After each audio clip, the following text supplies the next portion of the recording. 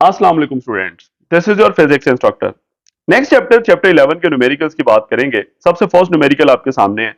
A normal conversation involve the sound intensity about. सबसे पहले हमें इंटेंसिटी बता दी गई है 3 into 10⁻⁻6 watt per metre square.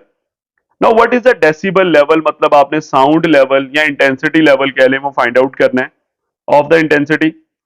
एक चीज ये, फिर एक और चीज पूछता है कि व्हाट इज द इंटेंसिटी, यानी अब आपने इंटेंसिटी निकालनी है अगर आपके पास 100 डीबी साउंड लेवल है। यानी दो चीजें, अगर आप दरमियान वाली लाइन देखें तो वहां पे इंटेंसिटी गिवन है 3 इंटू 10⁻6 और आपने डेसिबल लेवल यानी साउंड लेवल निकालना है। और अगर आप न्यूमेरिकल की थर्ड लाइन पे देखें तो आपको साउंड लेवल गिवन है 100 डीबी और आपने इंटेंसिटी निकालनी है। मतलब एक ही फॉर्मूला मैं दो दफा यूज करूंगा, एक दफा फॉर साउंड लेवल, एक दफा फॉर इंटेंसिटी। ठीक है, तो अब दोनों चीजें मैं लिखता हूं। सबसे पहले मैं डाटा लिखता हूं जो इंटेंसिटी गिवन है। इंटेंसिटी कितनी गिवन है, हमें आई लिख देता हूं इसे, दिस इज 3.0 या 3 लिख लें, multiply by 10⁻⁻6 watt per metre square. What per metre square. और हमने करना क्या है, हमने डेसिबल लेवल या यहां पे मैं साउंड लेवल लिख देता हूं, इसको इंटेंसिटी लेवल भी कह सकते हैं। साउंड लेवल हमने फाइंड आउट करना है, साउंड लेवल फॉर इस वैल्यू के लिए यानी आई के लिए साउंड लेवल फाइंड आउट करना है, number one. Number two, next line में लिखता है what is the intensity for 100 dB, यानी एक और चीज मुझे कैलकुलेट करनी है। यहां पे लिख देता हूं इंटेंसिटी फॉर 100 डीबी, यानी दूसरा जो साउंड लेवल है वो 100 डीबी है, उसके लिए इंटेंसिटी निकालनी है। इसको भी मैं आई कहूंगा, तो मैं पहले वाली इंटेंसिटी को I1 कह लेता हूं, इसको मैं I2 कह लेता हूं। ये भी मुझे फाइंड आउट करनी है। ठीक है, ये आपके सामने डाटा है। अच्छा, यहां पे आई नॉट यूज होना है, वो मैं यहां पे लिख देता हूं। आई नॉट होता है 10⁻⁻12 वॉट पर मीटर स्क्वायर। ये क्या है, ये फेंटेस्ट इंटेंसिटी है, ये फॉर्मूले में यूज होनी है। अभी आपके सामने आ जाएगा, तो यहां लिख देता हूं faintest intensity. So this is faintest intensity 10⁻⁻12। अब जरा फॉर्मूला यूज करते हैं सबसे पहले साउंड लेवल का। तो एज वी नो हमारे पास फॉर्मूला है sound level is equal to 10 times logarithm of I divided by I naught. Unit है डेसिबल। I1 यूज होना है तो मैं I1 लिख देता हूं। तो वैल्यूज पुट करते हैं। सबसे पहले 10 है, लॉगरिथम ऑफ आई की वैल्यू उसने बताई है 3 मल्टीप्लाई बाय 10⁻⁻6 और नीचे है 10⁻⁻12 आई नॉट की वैल्यू। ऊपर I1 की वैल्यू लिखी, नीचे आई नॉट की वैल्यू लिखी, यानी faintest intensity. So this is log of 3 और 10 की पावर को कंबाइन कर दें। ऊपर है -6, नीचे है -12, तो नीचे वाला 12 ऊपर जाके प्लस हो जाएगा। ठीक है, नीचे वाला पावर जो थी ऊपर जाके साइन चेंज हो गया, बेसिस एक जैसी थी, 10 10 मैंने पावर कंबाइन कर दी। So this is 10 log of 3 multiply by 10⁻⁻, ये 6 बनता है। -6 + 12 कितना होगा, +6। यहां लॉगरिथम का अप्लाई कर दें फर्स्ट लॉ। कौन सा, फर्स्ट लॉ। फर्स्ट लॉ क्या कहता है, हमने क्या पढ़ा हुआ है फर्स्ट लॉ 9th क्लास में, कि अलहदा अलहदा ये ऐड हो जाएंगे, तो log ऑफ 3 आएगा प्लस log ऑफ 10⁻6 आएगा। और मैं ब्रैकेट लगा रहा हूं क्योंकि बाहर वाला 10 सारों के साथ होता है, मल्टीप्लाई हो रहा है। तो ये क्या बना, यहां पे log ऑफ 3 की वैल्यू अगर आप कैलकुलेटर से निकालें तो 0.477 आता है। तो 0.4 के बाद 7 है तो मैं 8 लिख देता हूं। और 10 की जो भी पावर हो, याद रखिएगा लॉगरिथम में वही आंसर होता है। 10 की पावर अगर 7 है तो अगर साथ लॉग लिखा हुआ है तो आंसर 7 होगा। ठीक है, सिंपल। आप कैलकुलेटर से भी कर सकते हैं। 10⁻6 का मतलब क्या होता है, 1 मिलियन। आप 1 के साथ यूज 6 जीरोस लगा दें और उसका लॉग ले लें, आपके पास डायरेक्टली आ जाएगा 6। ठीक है, वेरी सिंपल। अब आप 6 में 0.48 ऐड करें तो ये बनेगा 6.48 और उसके साथ ये बाहर वाला 10 मल्टीप्लाई कर दें तो आपके पास पहला आंसर आ जाएगा 64.8 डीबी। ये हमने साउंड लेवल फाइंड आउट कर लिया है, जो उसने डाटा हमें बताया उसके अकॉर्डिंग पहला आंसर मेरा निकल चुका है। अब मैं दूसरे के लिए बात करूंगा। यहां पे मैं हेडिंग बना लेता हूं, नाउ फॉर 100 डीबी जो दूसरा इस क्वेश्चन का हिस्सा है ना, उसमें वो कह रहा है 100 dB के लिए इंटेंसिटी फाइंड आउट करें। ठीक है, तो दोबारा फॉर्मूला यूज कर लेते हैं। सो साउंड लेवल उसने 100 dB बताया, 100 इज इक्वल टू क्या फॉर्मूला है, 10 टाइम्स लॉग ऑफ आई, आई क्या होगा, I2 डिवाइडेड बाय I0। ये साउंड लेवल का फॉर्मूला है। मैंने यहां पे साउंड लेवल की जगह 100 dB डायरेक्ट लिख दिया।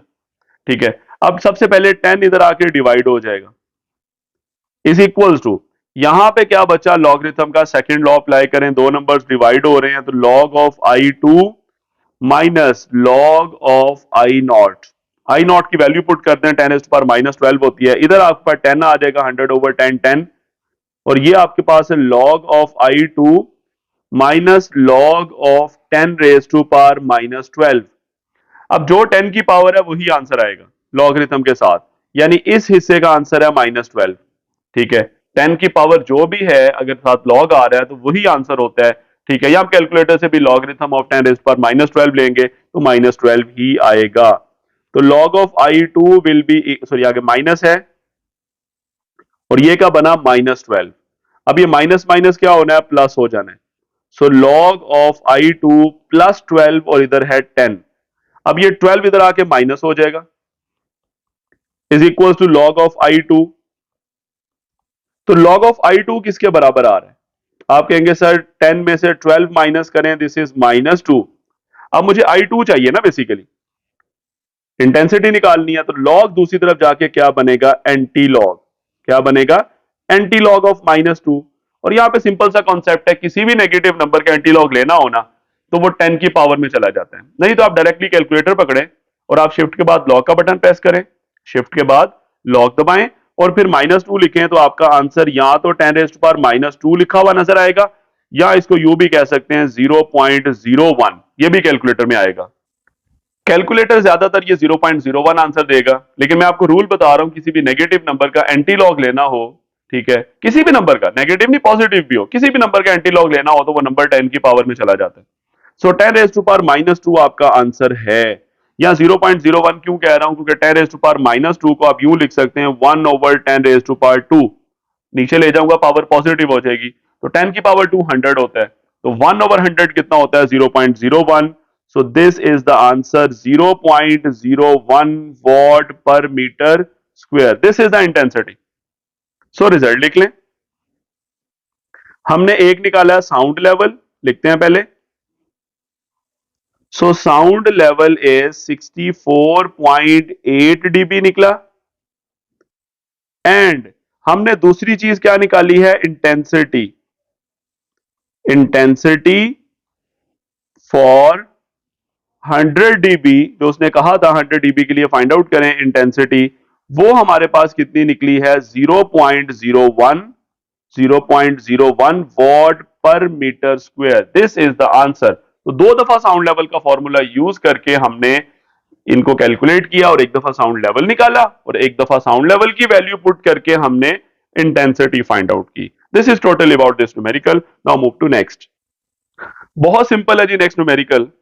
If at Anarkali Bazaar Lahore intensity level, या अनारकली बाजार को छोड़ें, खैर ये वैसे उसने शेयर किया है, इंटेंसिटी लेवल कितना हमारे पास है, या साउंड लेवल कह लें, इंटेंसिटी लेवल ऑफ साउंड को साउंड लेवल भी कहते हैं, 80 dB गिवन है, जैसे प्रीवियस में उसने 100 dB बोला और कहता है व्हाट इज द इंटेंसिटी, यहां पे भी वही काम करना है, व्हाट इज द इंटेंसिटी। यानी प्रीवियस क्वेश्चन का जो दूसरा हिस्सा था ना, ये वो उस तरह हमने करना है, वहां पे 100 dB था, यहां 80 dB है। तो गिवन क्या है, सबसे पहले मैं वो लिखूंगा, साउंड लेवल गिवन है इस दफा, वो कितना गिवन है जी, 80 dB, और फाइंड आउट क्या करना है, इंटेंसिटी। फाइंड आउट हमने क्या करना है, इंटेंसिटी, आई की वैल्यू, और इसमें भी आई नॉट यूज होना है, वो यहां लिख देता हूं मैं गिवन के अंदर ही, 10⁻⁻12 watt per metre square. This is faintest intensity, faintest intensity. अब फॉर्मूला यूज कर लें साउंड लेवल का। As we know, sound level किसके बराबर होता है, 10 times logarithm of I divided by I0। ठीक हो गया, ये हमारा फॉर्मूला है साउंड लेवल का। ठीक हो गया। अब इसमें वैल्यूज पुट कर दें। साउंड लेवल उसने कितना बताया, 80 is equal to 10 into logarithm of I divided by I naught की वैल्यू कितनी है, 10 raise to power minus 12।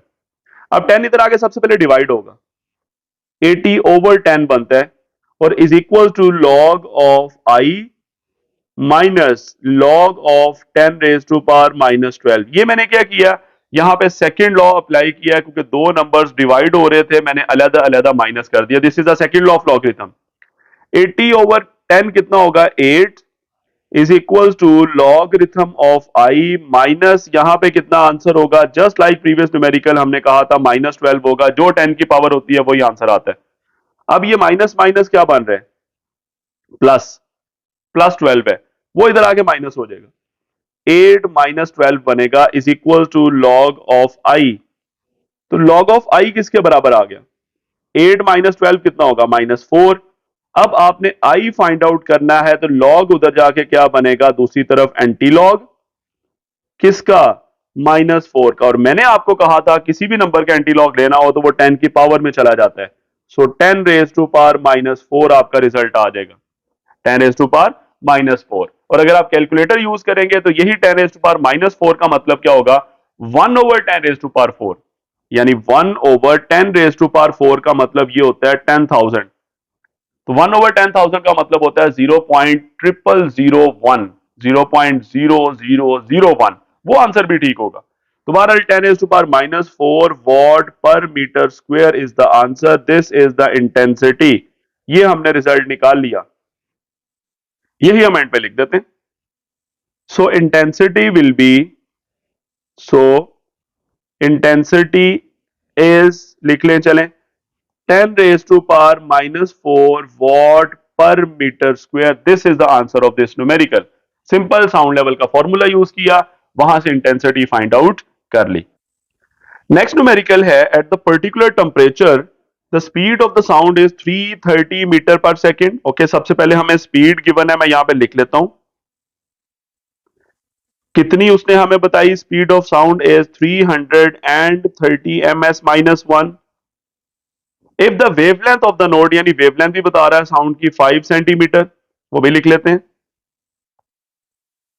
Wavelength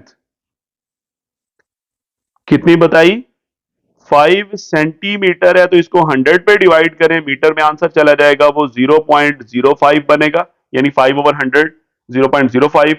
कहता है कैलकुलेट द फ्रीक्वेंसी, आपने फ्रीक्वेंसी निकालनी, और साथ ही फिर पूछता है कि is the frequency in the Audible range of the human air, क्या वो फ्रीक्वेंसी ऑडिबल होगी।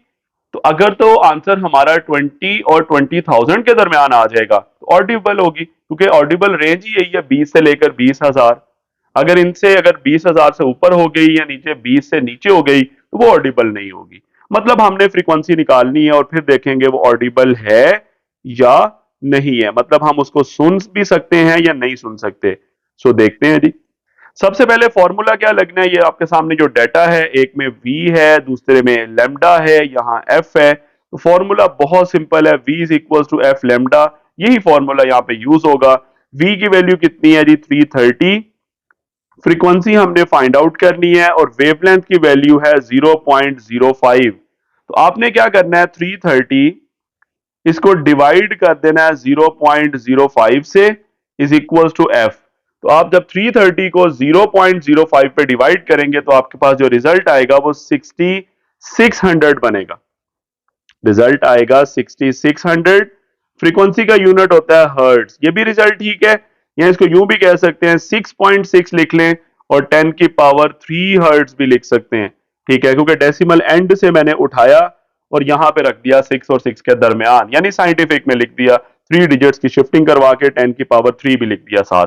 सो this is the frequency 6.6 into 10 is to power 3, या इसको 6.6 किलो हर्ट्ज भी कहा जा सकता है, 6.6 किलो हर्ट्ज, वजह 10 इज टू पावर 3 को किलो कहते हैं। तो ये आपका रिजल्ट है, और अगर आप ये गौर करेंगे जो वैल्यू है ये ऑडिबल ही होगी, क्योंकि हमारा जो रिजल्ट निकला बेसिकली वो है 6600, और ये 20 से ज्यादा है और 20,000 से कम है।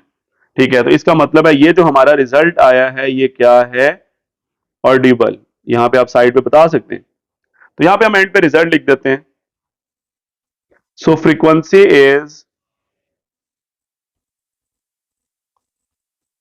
6.6 kilohertz या 6.6 into 10 raised to power 6 3 hertz and it is audible and it is audible। या आप कह सकते हैं कि it lies in the Audible range, यानी उस रेंज के दरमियान है। ऑडिबल रेंज क्या होती है? 20 से 20,000। वो यहां पे कहानी सुनाने की जरूरत नहीं है, simple this is Audible. Next numerical हमारे पास है, डॉक्टर काउंट 72 हार्ट बीट्स इन 1 मिनट। मैं यही सबसे पहले लिखता हूं जो गिवन है हमारे पास कि हार्ट बीट्स इन 1 मिनट कितनी है? 72 हार्ट बीट्स इन 1 मिनट कितनी बताई उसने? 72। आगे स्टेटमेंट क्या है? Calculate the frequency and the period. आपने दो चीजें फाइंड आउट करनी है, फ्रीक्वेंसी और टाइम पीरियड। वो यहां लिख देता हूं मैं। नंबर 1 हमने फाइंड आउट करनी है फ्रीक्वेंसी एफ, और नंबर 2 टाइम पीरियड, या उसे शॉर्ट फॉर्म में जस्ट मैं पीरियड का वर्ड लिख देता हूं जैसे उसने लिखा, उसको हम टी से शो करेंगे। टाइम पीरियड किससे शो किया जाता है? टी से। ठीक है, तो ये दो चीजें हमने फाइंड आउट करनी है। अब इनको कैसे फाइंड आउट करना है? सबसे पहले एक ही चीज गिवन है, मैं वही यहां पे कॉपी करूंगा। क्या गिवन है जी? हार्ट बीट्स इन 1 मिनट कितनी गिवन है जी? 72। मैं काम करूंगा, मैं यहां पे यही दोबारा लिखता हूं, हार्ट बीट्स इन 1 सेकेंड निकालता हूं। हार्ट बीट्स इन 1 सेकेंड, तो क्या होगा? उधर 72 है ना, उसके नीचे 60 चला जाएगा। आप कहेंगे सर कैसे? देखें जी, 1 मिनट में 60 सेकेंड होते हैं, तो अगर 1 सेकेंड निकालना है तो 60 दूसरी तरफ जाकर डिवाइड हो जाएगा। ठीक है, तो 72/60, अगर मैं 72 को 60 पे डिवाइड करूं तो 1.2 आ जाएगा। लेकिन ये है क्या? जरा लेफ्ट साइड पे देखें। सबसे पहली चीज है हार्ट बीट्स।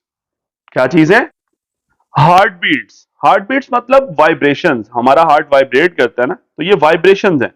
और आगे क्या लिखा हुआ है? इन 1 सेकेंड, यानी वाइब्रेशंस इन 1 सेकेंड। ये तो फ्रीक्वेंसी की डेफिनेशन बनती है, बेसिकली दिस इज फ्रीक्वेंसी। तो हार्ट बीट्स इन 1 सेकेंड का मतलब है नंबर ऑफ वाइब्रेशंस या number of cycles in 1 second. This is the frequency 1.2, और फ्रीक्वेंसी का यूनिट होता है हर्ट्ज। तो हमारा यू पहला रिजल्ट आ चुका है कि हमने फ्रीक्वेंसी निकाल ली 1.2 हर्ट्ज। अब हम फाइंड आउट करना चाहते हैं टाइम पीरियड। तो टाइम पीरियड बहुत इजी है, टाइम पीरियड होता है 1/f। तो हम 1 को डिवाइड कर देंगे 1.2 के साथ। तो सिंपल आप कैलकुलेटर यूज करें, तो आप डिवाइड कर दें 1 को 1.2 के साथ, तो आपका जो रिजल्ट आना है वो 0.8 के बाद 33 चलता जा रहा है। तो 0.83 लिख लें इन सेकेंड्स, क्योंकि टाइम पीरियड टाइम है, इसका यूनिट क्या होगा? Seconds. This is the answer, second answer. दोनों आंसर आपके सामने हैं, फ्रीक्वेंसी भी है वो पहले लिख लेते हैं। सो frequency is 1.2 hertz, 1.2 hertz, and time period या simple period is 0.83 second. This is the result of this numerical. Numerical 5, 6 और 7 बिल्कुल एक ही फॉर्मेट पे सॉल्व होने हैं। 5 वाले में कहता है marine survey ship sends the sound wave straight to the sea bed, यानी समंदर के अंदर हमने ना वेव्स भेजी हैं और वो सी बेड यानी समंदर के नीचे बॉटम तक गई हैं। लेट से आपके पास ये अगर मैं यहाँ पे थोड़ा सा रफली एक स्केच बनाऊं, ये समंदर का ऊपर वाला हिस्सा है और ये उसका बॉटम है। लेट से ये नीचे वाला हिस्सा है, सी बेड कह लें। अब यहां से वेव्स भेजी गई हैं नीचे। लेट से ये वेव्स की डायरेक्शन है नीचे जाने की, और वो नीचे जाके टकराई हैं, टकराने के बाद वापस ऊपर आ गई हैं। ठीक है, और जाने टकरा के जब वापस आई हैं, कितनी देर बाद वापस पहुंची हैं? उसने कहा it receive an echo 1.5 later, 1.5 second के बाद वो वापस आ गई हैं। ये टाइम फॉर इको है। यहां मैं लिख देता हूं टाइम फॉर इको। ये टाइम नहीं यूज होना, इसका हाफ यूज होना है। उसकी रीजन है क्योंकि ये जो टाइम है ना 1.5 सेकेंड, ये इसमें गई भी है वेव्स और वापस भी आई हैं। यानी ये डबल टाइम बन गया ना, जाने का भी और वापस आने का भी। लेकिन क्वेश्चन के अंदर क्या है, फाइंड द डेप्थ ऑफ सी, यानी आपने सिर्फ ये डेप्थ फाइंड आउट करनी है, ये जो आपकी डेप्थ आ रही है। ठीक है, डेप्थ के लिए आप कोई भी डिस्टेंस एस कह लें, एच कह लें, आपने हाइट फाइंड आउट करनी है, या इसको एस भी कह लेते हैं कि वर्टिकल डिस्टेंस आपने फाइंड आउट करना है। तो डिस्टेंस आपने निकालना है, लेकिन जो आपने वेव्स भेजी हैं वो गई हैं, टकराई हैं और वापस भी आई हैं, तो वो टाइम आपका जाने का भी है और वापस आने का भी है। तो आपको इस टाइम को हाफ करना होगा 1.5 को। वो टाइम निकल आएगा सिर्फ वेव्स का यूं ऊपर से लेकर नीचे तक जाने का, यानी यहां से लेकर यहां तक जाने का जो टाइम होगा वो कितना होगा, 1.5 का हाफ होगा। ठीक हो गया, मतलब यही जो टाइम उसने हमें बताया 1.5 सेकेंड, इसको अभी हम हाफ कर देंगे कैलकुलेशन के दौरान। वजह मैंने आपको बता दी है। आगे बाकी डेटा देखते हैं। आगे कहता है the speed of the sound in the sea water, उसने स्पीड हमें बता दी 1500, वो भी हम यहां पे लिख देते हैं गिवन में। स्पीड ऑफ साउंड हमारे पास है 1500 मीटर पर सेकेंड। फाइंड आउट क्या करना है जी, आपने depth of sea find out करनी है। डेप्थ के लिए एच लिख लें या एस लिख लें, कोई फर्क नहीं पड़ता। अब सबसे पहले मैं कैलकुलेशन में यहां पे ना लिखूंगा वन साइडेड टाइम, यानी मुझे एक साइड का टाइम चाहिए, वन साइडेड टाइम। तो वो क्या होगा जी, आपके पास उसको टी कह लेता हूं, तो वो इको वाला जो टाइम है ना 1.5, उसको आपको हाफ करना होगा और ये बनेगा 0.75 सेकेंड्स, ये टाइम यूज होगा ये डिस्टेंस निकालने के लिए या डेप्थ निकालने के लिए। तो आगे बहुत इजी है, डेप्थ का फॉर्मूला डिस्टेंस का होता है s is equal to v t. ठीक है, तो वैल्यूज पुट कर दें, वी उसने हमें बताया हुआ है 1500 और इसको मल्टीप्लाई कर दें 0.75 से। तो सिंपली आपका कैलकुलेटर यूज होगा 1500 मल्टीप्लाई बाय 0.75, तो ये 1125 आपका आंसर आ जाएगा, 1125 meter. This is the depth या डिस्टेंस आपका है। उसने क्वेश्चन में डेप्थ का वर्ड बोला है, आप भी डेप्थ लिख लें। सो डेप्थ विल बी, यानी हमने क्या डेप्थ निकाली, depth is 1125 meter. Depth basically distance है, डिस्टेंस का यूनिट मीटर होता है। बहुत इजीली हमने इस न्यूमेरिकल को सॉल्व कर लिया। Now move to next. A student clap his hand near to the cliff, कोई भी क्लिफ है, कोई चट्टान है, उसके पास एक स्टूडेंट खड़ा है। लेट से यहाँ पे एक स्टूडेंट है, ये उसकी पोजीशन है, वो यहां से साउंड जनरेट करता है, वही क्लैप करता है, वो साउंड जाती है, लेट से यहाँ पे एंड पे क्लिफ है, वहां से टकराएगी और टकराने के बाद वो साउंड वापस आती है, और इस दौरान जो टाइम लगता है वो उसने हमें बता दिया, वो 5 सेकेंड है। यानी उसने कहा a student clap his hand near to the cliff and hear the echo after 5 seconds. ये टाइम है for echo, time for echo कितना टाइम उसने बताया, 5 सेकेंड। मैं यहां पे लिख देता हूं, उसको टी ओ लिख देता हूं, ये जाने का भी टाइम है और वापस आने का भी है। मुझे इसे हाफ करना होगा जस्ट लाइक प्रीवियस न्यूमेरिकल। कहता है what is the distance of the Cliff from the student, यानी स्टूडेंट यहां पे है जहां से वो साउंड जनरेट कर रहा है और एंड पे यहां पे क्लिफ है, ठीक है, चट्टान है। आपने ये डिस्टेंस फाइंड आउट करना है, जिसको मैं एस कह लेता हूं, ये आपने फाइंड आउट करना है। ठीक है, तो यहां पे लिख लेते हैं डिस्टेंस एस, और स्पीड कितनी है, 346 क्वेश्चन में गिवन है स्पीड ऑफ साउंड 346 मीटर पर सेकेंड। तो सबसे पहले टाइम को हाफ करेंगे, क्योंकि ये भी वही चीज है, क्लैप किया, साउंड गई, टकरा के वापस आई, तो उसने डबल डिस्टेंस कवर किया ना। हमने सिर्फ डिस्टेंस निकालना है स्टूडेंट का उस क्लिफ के दरमियान। तो सबसे पहले हम करेंगे one sided time, one sided time, उसको टी कह लें, और वो 5 सेकेंड का हाफ होगा, तो ये आपके पास आ जाएगा 2.5 सेकेंड्स, 2.5 सेकेंड्स। अब आप यूज कर लें main formula, s is equal to v t. इस न्यूमेरिकल में भी यही यूज होना है, इससे अगले में भी यही होना है। v कितना है हमारे पास, 346 मल्टीप्लाई बाय टाइम कितना है, 2.5। इन दोनों को आप मल्टीप्लाई करेंगे तो आपके पास जो रिजल्ट आना है according to calculator, 346 multiply by 2.5, this is 865, 865 meter will be the required distance. ये आपका रिजल्ट है। एंड पे रिजल्ट में लिखते हैं हेडिंग के बाद, सो रिक्वायर्ड डिस्टेंस या distance between the student and the cliff is 865. So distance is 865 meter. This is the required result. So simple, हमने डिस्टेंस फाइंड आउट कर लिया। नेक्स्ट क्वेश्चन भी इसी कैटेगरी का है। A ship sends out ultrasound, यानी एक शिप है उसने अल्ट्रासोनिक वेव्स भेजी हैं आगे, and returns from the sea bed, वो सी बेड यानी समंदर की गहराई से टकरा के वापस आई हैं, एंड डिटेक्टेड आफ्टर 3.42 सेकंड। बिल्कुल वही चीज है कि लेट से ये सी लेवल है, यहाँ पे आपके पास एक शिप है इस जगह पे, और वो समंदर की डेप्थ में अल्ट्रासोनिक वेव्स भेजती है, वो यहाँ से वेव्स जाएंगी, टकराएंगी और टकरा के वापस आएंगी ऊपर।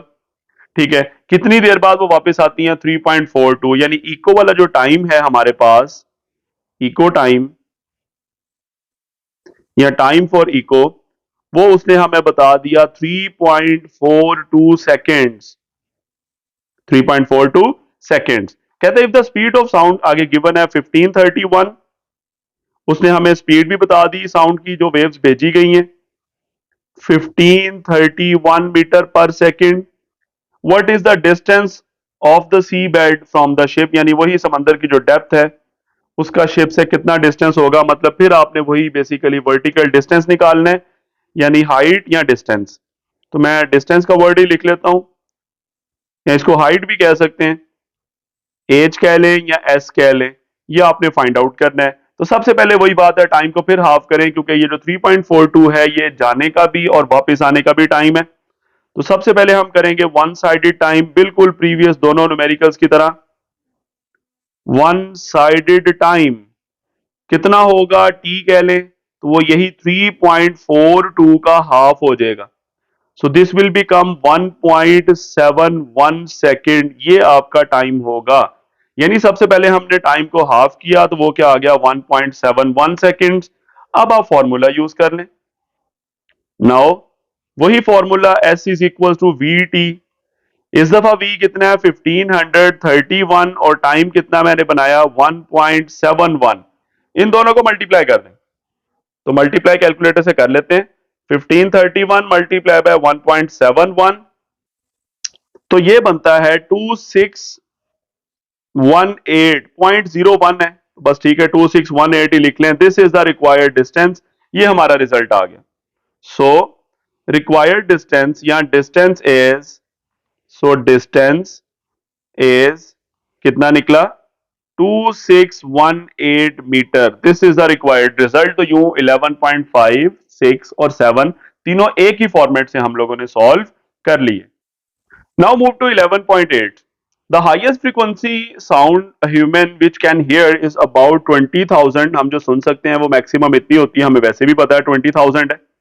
कहता है what is the wavelength of sound, इसी के अकॉर्डिंग आप वेवलेंथ निकालें।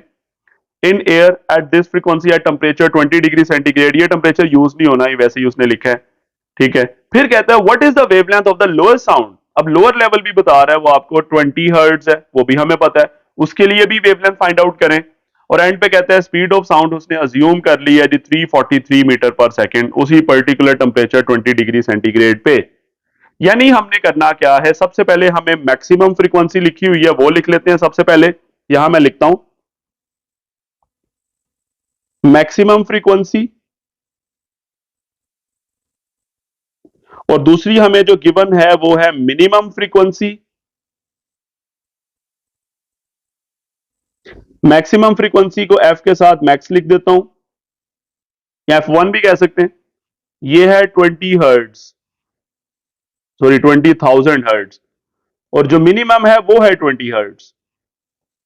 20 हर्ट्ज, और उसके अलावा हमें उसने एंड पे स्पीड बताई है, स्पीड v है, और वो कितनी बताई है उसने? 343 मीटर पर सेकेंड। फाइंड आउट क्या करना है? दोनों फ्रीक्वेंसीज के लिए हमने वेवलेंथ फाइंड आउट करनी है। तो यहां मैं लिखता हूं वेवलेंथ फॉर मैक्सिमम फ्रीक्वेंसी,